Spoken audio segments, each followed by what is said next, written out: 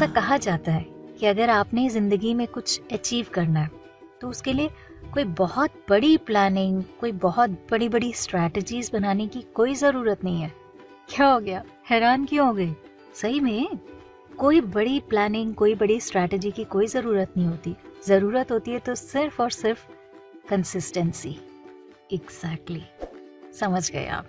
आपके चेहरे की स्माइल बता रही है कि न जाने कितनी बार ऐसा हुआ होगा ना, जब लोगों ने कहा होगा आपके बस की बात नहीं है, छोड़ दीजिए, क्यों ख्याली पुलाव पका रहे हैं उस चीज को पाने की जो कि आपके लिए इम्पॉसिबल है। लेकिन आपने क्या किया? बस निरंतर रेगुलरली उस चीज को करते गए और इतनी महारत हासिल कर ली कि आज लोग खुद आपके पास आते हैं उस चीज से जुड़ी एडवाइस लेने के लिए। मानते हैं कि नहीं? और इसी कंसिस्टेंसी से जुड़ी आपको वो कहानी याद है खरगोश और कछुए की, कि कैसे खरगोश को अपनी तेज दौड़ने पर बहुत घमंड था। उसे लगता था कि ये अगर मैं कछुए के साथ में रेस लगाऊंगा ना, इसने तो पीछे ही रह जाना है। लेकिन हुआ क्या, बहुत देर जल्दी भागने के चक्कर में खरगोश थक गया और कछुआ था आराम आराम से चलता रहा और एंड में विनर कौन बना? बट ऑब्वियस, कछुआ। बचपन से हमने ये कहानी सुनी है ना?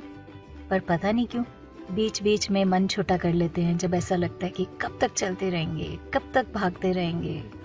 मंजिल है कि आ ही नहीं रही। इसी से जुड़ी एक और कहानी सुनाऊं। एक बार एक राजा को अपने लिए एक बहुत ही काबिल सेनापति की जरूरत थी। उसने 4 लोगों का सिलेक्शन किया।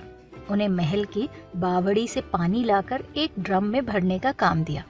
चारों युवकों को पानी निकालने के लिए बांस की बेंत से बनी बाल्टी दी गई।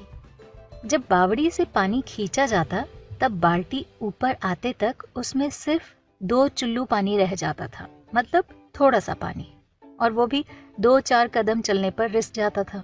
पहले युवक ने 10-12 बार कोशिश की और ये कहकर बैठ गया कि राजा ने भी कैसा काम दे दिया, ये नहीं हो पाएगा। दूसरा युवक आधे घंटे तक कोशिश करता रहा और उसे भी पहले वाले व्यक्ति की बात ही सही लगने लगी कि नहीं ये काम नहीं होगा। तीसरा और चौथा युवक लगातार कोशिश करते रहे। लगातार प्रैक्टिस से कुएं से लगभग 40-50 कदम तक चलने पर बाल्टी खाली हो जाती थी। सैकड़ों बार कोशिश करने के बाद तीसरे युवक ने भी हिम्मत छोड़ दी। पर इन सब में से चौथे युवक ने कोशिश नहीं छोड़ी। उसे विश्वास था कि राजा ने ये काम दिया है तो इम्पॉसिबल तो होगा नहीं, ये संभव हो सकता है। लगातार कोशिश करने से ही सफलता मिलेगी। उसने सोच लिया था कि मैं इस काम को करके ही मानूंगा।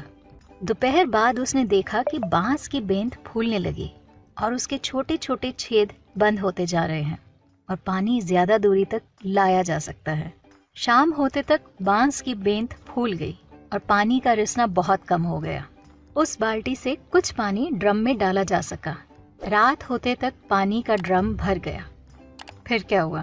जाहिर सी बात है, राजा ने अपना सेनापति चुना और चुनाव किया गया उसी चौथे व्यक्ति का।